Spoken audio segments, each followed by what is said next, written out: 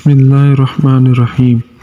زیر نظر سلطان صلاح الدین ایوبی 1137-1193 کی زندگی کے بارے میں ایک تاریخی ناول ہے جس میں یہ عظیم مجاہد کا بچپن، جدوجہد اور فتوحات کی کہانی جیسے خوبصورتی سے دکھایا گیا ہے۔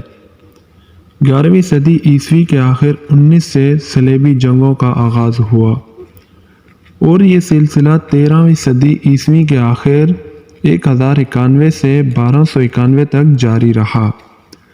دوسری برس سے زائد اس وارکہ آرائی میں جرمنی، فرانس، برطانیہ اور یورپ کے تمام عیسائی حکمرانوں نے حصہ لیا۔ ان صلیبیوں کا مقابلہ وائی موصل عماد الدین زندگی، سلطان نور الدین زندگی اور سلطان صلاح الدین ایوبی جیسے مجاہدوں نے کیا۔ ایوبی خاندان کے بعد مملوک ترک صلیبیوں سے نبرد آزما رہے۔ اس طرح کل 7 بڑی صلیبی جنگیں ہوئی۔ سلطان صلاح الدین ایوبی کا تعلق کرد قوم سے تھا۔ وہ 19 ستمبر 1138 میں تقریر کے مقام پر پیدا ہوا۔ اس کا نام یوسف رکھا گیا۔ سلطان صلاح الدین ایوبی نے سلطان نور الدین زندگی کے زیر سایہ تربیت پائی۔ 555 1160 میں جب صلیبیوں کو صلاح الدین ایوبی نے مصر سے باہر نکال دیا تو خلیفہ الدین اللہ نے یوسف کو ملک کے ناصر صلاح الدین ایوبی کا نام عطا کیا۔ اس سلطان صلاح الدین ایوبی کی عمر 22 سال تھی۔ سلطان نور الدین زندگی کی طرح صلاح الدین ایوبی کو بھی بیت اللہ مقدس سے عشق تھا۔ بیت المقدس یہودیوں، عیسائیوں اور مسلمانوں کے لیے خاص اہمیت کا حامل شہر ہے۔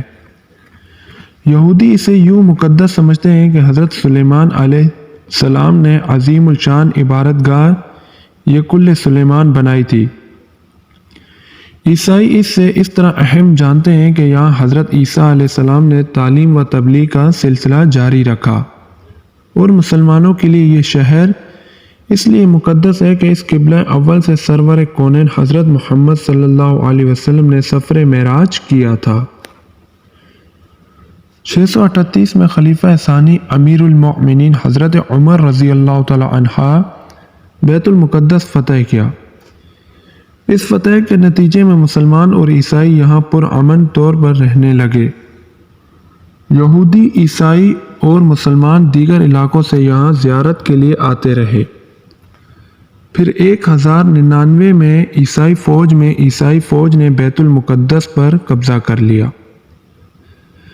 وہاں کے بے دردی سے قتل عام کیا۔ بیت المقدس کی آزادی کے لیے جب سلطان صلاح الدین ایوبی نے تلوار اٹھائی تو عیسائی دنیا سلطان صلاح الدین ایوبی کے خلاف صف آرا ہو گئی۔ صلیبی فوج کی تعداد 10 لاکھ سے زائد تھی، جبکہ سلطان صلاح الدین ایوبی کا لشکر 40,000 سپاہیوں پر مشتمل تھا۔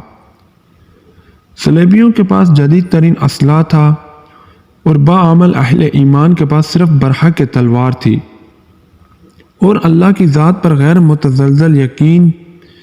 یہ وہ ہتھیار جن کے بھروسے صلاح الدین ایوبی نے تیسری صلیبی جنگ 1187 میں وہ عظیم الشان فتح حاصل کی، جس کی سوزی سے آج بھی عیسائی دنیا کے سینے جلتے ہیں۔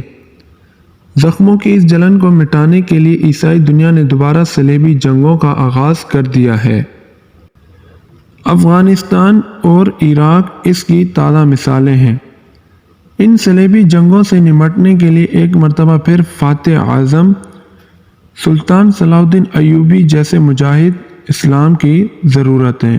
شکریہ، جزاک اللہ۔